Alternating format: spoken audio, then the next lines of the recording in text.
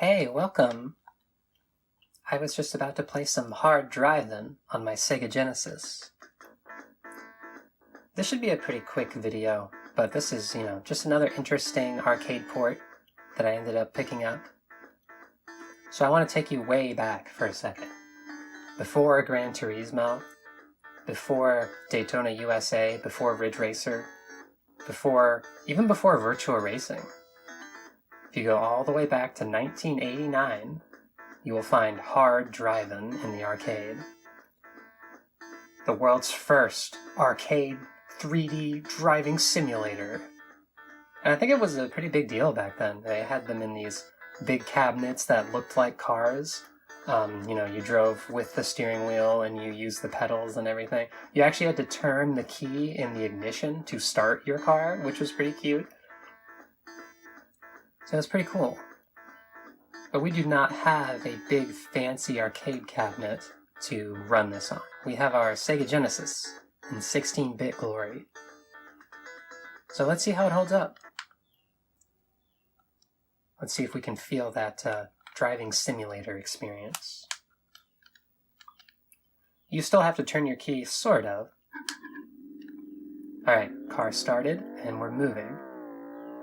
And this frame rate is pretty choppy. You know how when they ported Virtua Racing to Genesis, they created a special cartridge that was larger and gave it more processing power? Ooh, you don't get that here. Check out that instant replay. Oh man. That's violent. It's okay, it smooths out a little bit when you get to a more sparse section of track. It's all these 3D objects that slow it down. Let's make the jump. Whee! Now the important thing about Hard Drivin is you want to make sure you find and obey the speed limit signs, because the speed limit signs are basically telling you how fast you need to be going to get past a certain obstacle. Oh my gosh, I think I just ran into somebody, like, upside down on the loop-de-loop. The frame rate gets so low there, it's hard to tell.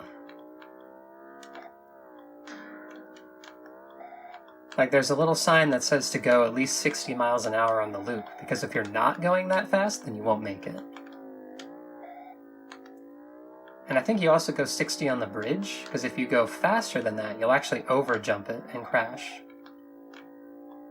So just drive carefully, watch your speed.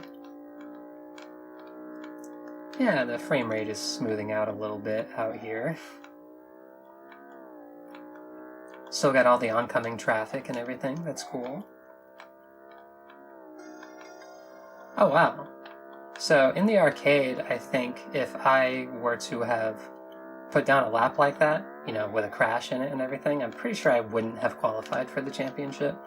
This version seems more generous than the arcade version. You have more time, you have more freedom to make mistakes.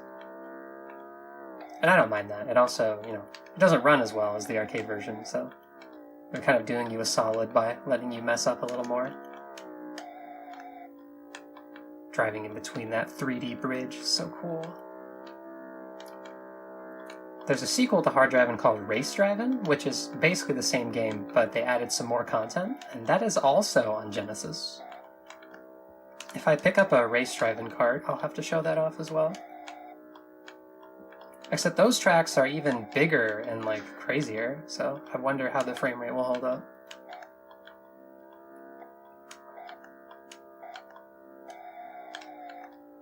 Whoa. We got traffic to deal with. We're going pretty fast. I think we're going over 100 now. What's cool is that if you go fast enough... Hey, what the heck? I thought I had the right of way. What's cool is if you go fast enough, you'll actually start to lose traction. You'll feel the oversteer in the car. Look at that. Another great lap. Thank you. Oh, while we're here, let me see if the cow still moves. Hold on. Oops. Don't look at that. Okay, There's the cow, looking very flat on this version. Look at that. That's amazing. No, let me see if I can get the moo.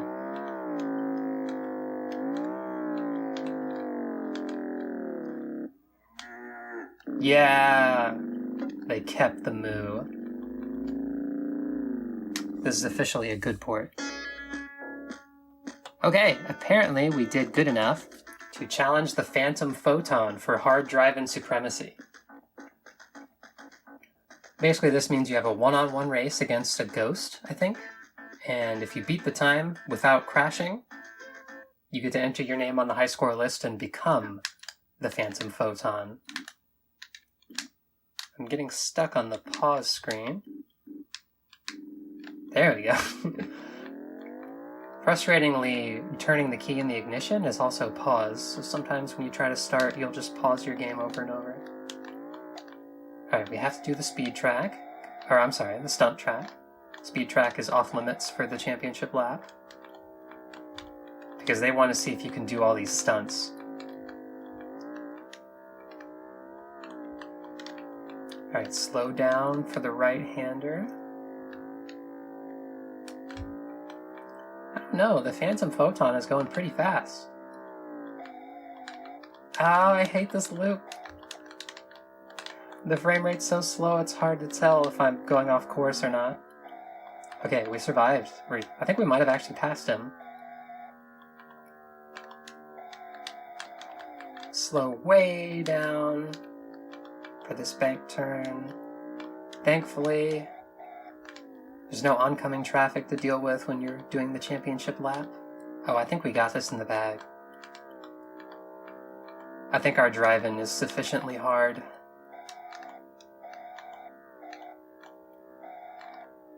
You won! Yeah! Look at me go.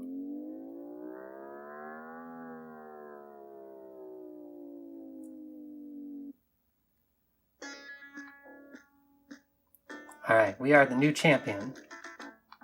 And that's basically the game. It's just that one track that just lets you mess around with the physics model and see all the pretty 3D models and whatnot. Pretty cool that they ported it to Genesis, and they ported it to Super Nintendo, although I think the Super Nintendo port might be even worse than the Genesis port. I think people don't like that game very much. I'm curious if the Race Drivin port is any better. Not bad. We had a crash, but, you know, at least we got to show off the cool instant replay feature and everything. That's Hard Drivin. Thank y'all for watching my sick racing skills. And yeah, if I get a hold of Race Drivin, I'll be sure to show that off as well. See if I can finally do the corkscrew loop that I could never do. Until then, always wear your seatbelt and be a safe driver.